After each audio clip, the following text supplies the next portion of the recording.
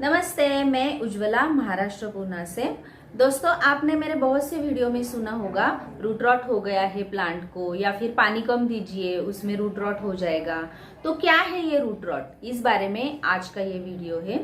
तो आज हम रूट रॉट के रीजन देखेंगे, रूट रॉट के इंडिकेशन देखेंगे और फिर उसके लिए क्या ट्रीटमेंट की जा सकती है उसको भी मैं आपको बताऊंगी। तो आप वीडियो को जरूर पूरा देखिएगा ताकि आपसे कोई इन्फॉर्मेशन छूट न जाए।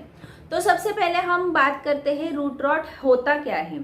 देखिए, किसी भी कारण से, कौन से भी कारण से अगर रूट डैमेज हो गई है हमारी, तो उसे रूट रॉट कहा जाता है। इसमें रूट गलने को, रूट जलने को, इन दोनों चीजों को भी रूट रॉट कहा जाता है। रूट बहुत ज्यादा लंबे होते हैं, या हम बताते हैं गमले के जो ड्रेनेज होल है उनसे बाहर आ जाते हैं, या फिर गमले में रूट का ऐसे गुत्था तैयार हो जाता है, वो गमले के अंदर ही अंदर अपने आप में इतने उलझ जाते हैं और गमले का शेप लेकर ग्रोथ करते रहते हैं, उसको भी रूट रॉट कहा जाता है।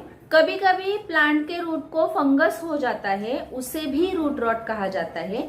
रूट रॉट ये इंडोर, आउटडोर कौन से भी प्लांट में लग जाता है, या फिर बड़े बड़े पेड़ होते हैं उनमें भी रूट रॉट हो जाता है।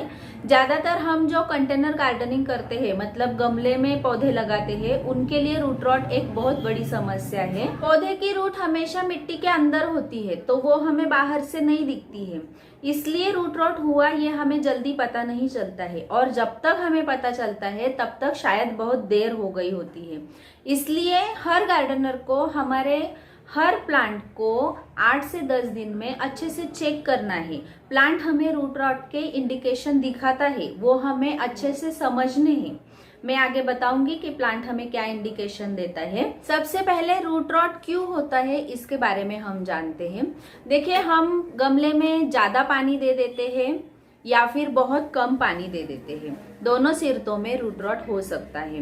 गमले की मिट्टी बहुत ही सॉगी होती है, बहुत ही चिकनी होती है, वेल ड्रेन नहीं होती, हमने जो पानी डाला है वो अच्छे से ड्रेनेज होल से बाहर नहीं निकलती है, तो ड्रेनेज होल का सिस्टम अच्छा ना होने पर भी रूट रॉट हो जाता है। कभी कभी पौधे की अच्छी ग्रोथ के लिए हम खाद दे देते हैं, और ये खाद ज्यादा होने के कारण भी रूट रॉट हो सकता है। और कभी कभी डायरेक्ट सनलाइट ज्यादा होने पर भी पौधे में रूट रॉट हो सकता है, तो रूट का जलना, गलना, ये सब बातें रूट रॉट में आ जाती है। इसलिए हर प्लांट के रिक्वायरमेंट के अनुसार ही हम उसमें पानी डालें, या फिर खाद डालें, या फिर उसको जितनी आवश्यकता है उतनी ही धूप हम उसको प्रोवाइड करें, तो ये रूट रॉट की प्रॉब्लम नहीं हो जाएगी। जब भी रूट रॉट हो जाता है, हमारा प्लांट हमें इंडिकेशन देता रहता है, उनको हमें अच्छे से पहचानना है। अब ये इंडिकेशन क्या है, तो प्लांट के पत्ते पीले होके गलने लगते हैं, प्लांट मुरझा मुरझा सा रहता है, या फिर उसकी शाइन कम हो जाती है, या फिर सीजन होने पर भी उसमें फल या फूल नहीं आते हैं, कम संख्या में आते हैं, या कभी कभी बिल्कुल भी नहीं आते। ये सब इंडिकेशन रूट रॉट के ही है, तो अच्छे से हमें उनको समझना है। देखिए, पत्ते पीले होके गिर जाना ये तो रूटीन की भी बात हो सकती है। पत्ते पीले पड़ने के बावजूद अगर प्लांट में ग्रोथ अच्छी है तो ये कोई रूट रॉट की समस्या नहीं है। लेकिन अगर पत्ते पीले पड़ गए हैं और ग्रोथ नहीं हो रही है, प्लांट बहुत मुरझा सा दिख रहा है, सूखा सूखा सा लग रहा है, तो ये रूट रॉट की समस्या है। तो जैसे ही आपको ये इंडिकेशन दिखे, आपको तुरंत ही उस पर एक्शन लेनी बहुत जरूरी है, क्योंकि रूट रॉट में पौधे की जड़ें जो होती है वो बिल्कुल मुरझी हुई होती है, उनमें जान नहीं रहती है। तो जो मिट्टी में पोषण तत्व है या फिर न्यूट्रिएंट्स है, उनको वो जड़ें एब्जॉर्ब नहीं कर सकती, और इससे हमारे पत्ते खाना नहीं बना सकते। पत्ते खाना नहीं बनाएंगे तो वो पीला पड़ के सूख जाएंगे, और हमारे बाकी के प्लांट को भी खाना नहीं मिलेगा। फोटोसिंथेसिस का प्रोसेस होना प्लांट की ग्रोथ के लिए बहुत जरूरी बात है, लेकिन जड़ों से ही अगर पोषण नहीं मिला तो पत्ते कहाँ से खाना बनाएंगे। और ऐसे सिचुएशन में प्लांट सिर्फ 10 से 12 दिन तक ही सरवाइव कर सकता है, इसलिए हमें इस पर तुरंत एक्शन लेना बहुत जरूरी है। अब हम इसमें ट्रीटमेंट क्या करेंगे।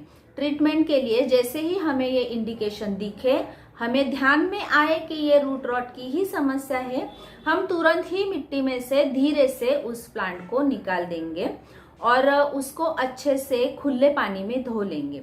जड़ों को बिल्कुल मिट्टी नहीं रहनी चाहिए। और फिर उसके बाद जो भी इन्फेक्टेड एरिया है उसको सीजर से कट कर देंगे, मतलब हमारे प्लांट की जड़ों को हम ट्रिम कर देंगे। सीजर का डिसइंफेक्टिव होना बहुत जरूरी है, नहीं तो सीजर से भी इन्फेक्शन प्लांट की जड़ों तक पहुंच सकता है। उसके बाद जो भी बची हुई जड़ें हैं उनको हम कोई भी एंटी फंगल पाउडर लगा देंगे। अब हम हमारे गमले से पूरी मिट्टी हटा देंगे और गमले को भी अच्छे से साफ करेंगे, या फिर आप नया भी गमला ले सकते हैं। उसमें हमें वेल ड्रेन सॉइल तैयार करनी है, उसका ड्रेनेज होल अच्छे से चेक करना है और उस मिट्टी में भी एंटी फंगल पाउडर मिक्स करना है।